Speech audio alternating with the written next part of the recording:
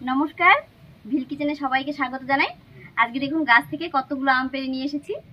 আজকে এই আম দিয়ে, কাঁচা আম দিয়ে টক ঝাল মিষ্টি একটা আচার রেসিপি আজকে আপনাদের সঙ্গে শেয়ার করব। আর এটা কিন্তু সারা বছর রেখে খাওয়া যাবে। আপনারা প্রথম থেকে শেষ পর্যন্ত সঙ্গে থাকুন, আশা করছি খুব ভালো লাগবে। দেখুন গাছের একেবারে টাটকা আম, আমগুলো আমি ধুয়ে এনেছি, এবারে কেটে নেব।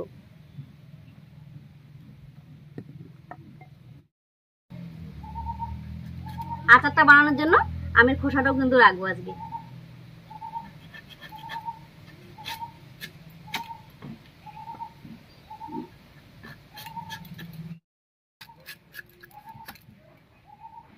আমি এরকম লম্বা লম্বা করে কেটে নিলাম, তবে আপনারা আপনাদের পছন্দ মতো কাটতে পারেন।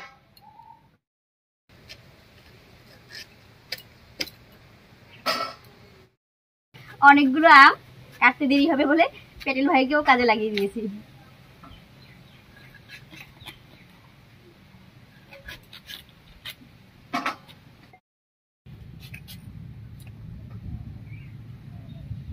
আমটা এই দেখুন কত বড় আম।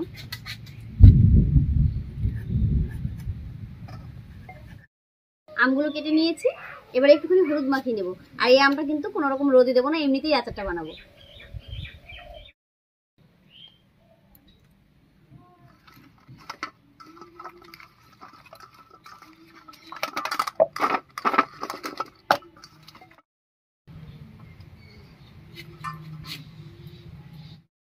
উনুন জ্বালিয়ে কড়াই বসিয়ে দিয়েছি, এবারে শুকনো খোলায় কয়েকটা মশলা ভেজে নিচ্ছি। মশলার মধ্যে নিয়েছি কয়েকটা শুকনো লঙ্কা, 2 চামচ মতো 5 ফোড়ন, নিয়েছি 1 চামচ মতো গোটা জিরা, আর নিয়েছি কয়েকটা গোলমরিচ। প্রথমে শুকনো লঙ্কা কয়টা দেব। লঙ্কাটা ভাজা হতে একটু সময় লাগে, তাই আগে দিলাম। লঙ্কাগুলো একটু ভাজা ভাজা হয়ে গেছে, এবারে বাকি মশলাগুলো দিয়ে দেবো।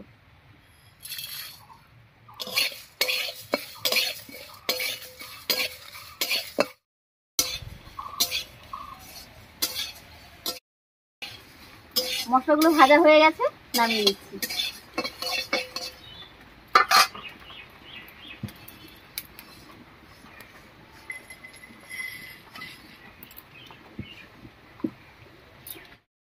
এবার কড়াইতে সামান্য একটু সরষের তেল দেব।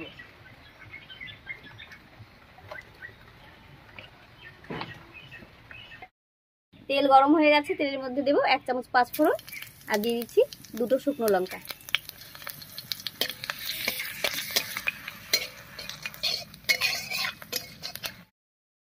আজকের আচারটার জন্য একটু ফোড়ন দিলাম। এমনিতে আমি তেল ছাড়া আচারই বেশি বানাই, আর সেই আচারটাই আপনারা পছন্দ করেন, তবে আজকের আচারটাও দেখবেন খুবই ভালো লাগবে। ফোড়নটা ভাজা হয়ে গেছে, এবার আমগুলো দেব।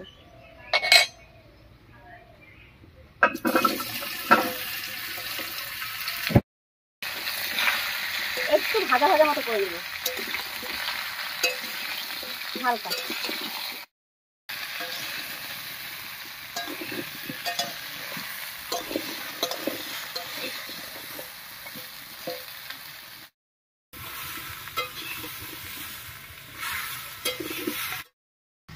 ফোড়নের উপরে আমটা দিয়ে 2-3 মিনিট রান্না করে নিয়েছি, একটু ভাজা ভাজা মতো হয়ে গেছে। এবার এর মধ্যে দেবো লবণ, দিয়ে দিচ্ছি স্বাদ মতো লবণ।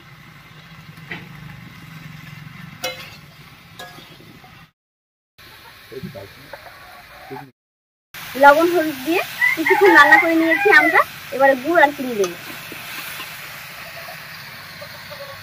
এখানে আমি প্রায় 1 কেজির মতো গুড় নিয়েছি, একটু কম হবে 1 কেজি থেকে, আর 1 পোয়ার মতো চিনি, দুটোই কিন্তু দেবো।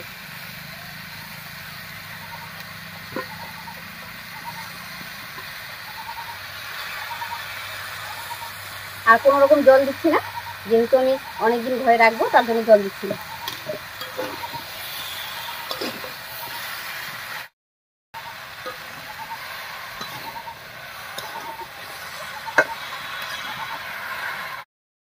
গুড়টা দিয়ে খুব ভালো করে মিশিয়ে নিয়েছি, এবারে গুড়ের মধ্যে আমটা রান্না হতে থাক, আর আমি ভেজে রাখা মশলাগুলো গুঁড়ো করে নিচ্ছি।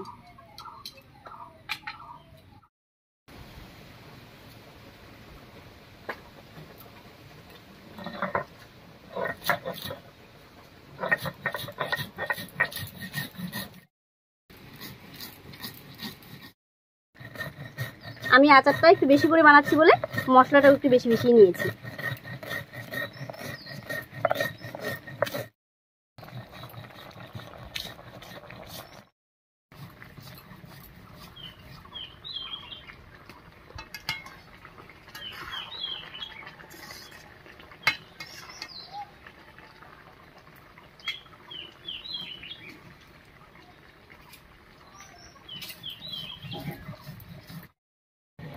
আচারের মশলা খুব একটা মিহি করার দরকার হয় না, একটু দানা দানা থাকলেই কিন্তু আচারের মধ্যে খেতে ভালো লাগে।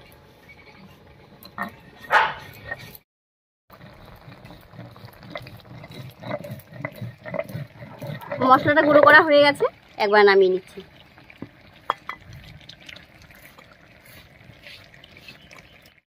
আমের মধ্যে কোনো রকম জল দেইনি, তাও দেখুন আমরা কি সুন্দর সেদ্ধ হয়ে গেছে এই গুড়ের মধ্যেই। এরকম একেবারে নরম। এবার যদি আপনারা ভাবেন যে এটা একেবারে গলা গলা করে দেবেন সেভাবেও রাখতে পারেন, আর এরকম গোটা গোটাও রাখতে পারেন।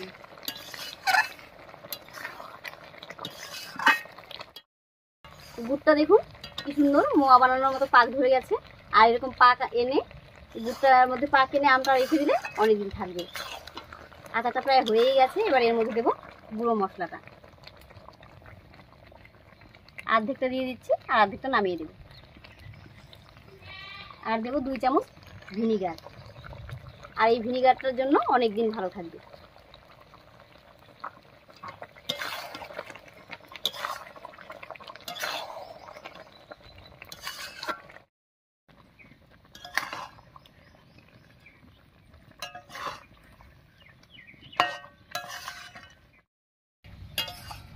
আচারটা একদম রেডি হয়ে গেছে।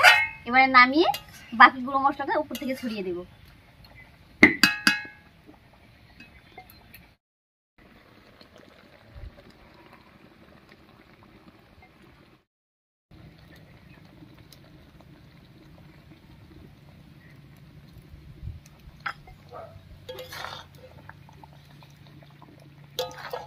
আমি একটু গোটা গোটা রেখেছি, এভাবে খেতে ভালো লাগবে। যখন এই আমের আটিটা মুখে পড়বে না, খেতে দারুণ লাগবে।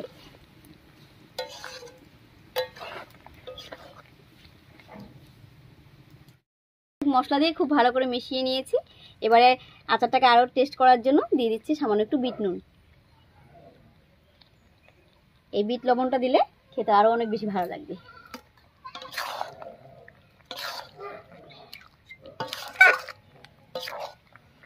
দেখুন দেখতে কি সুন্দর হয়েছে।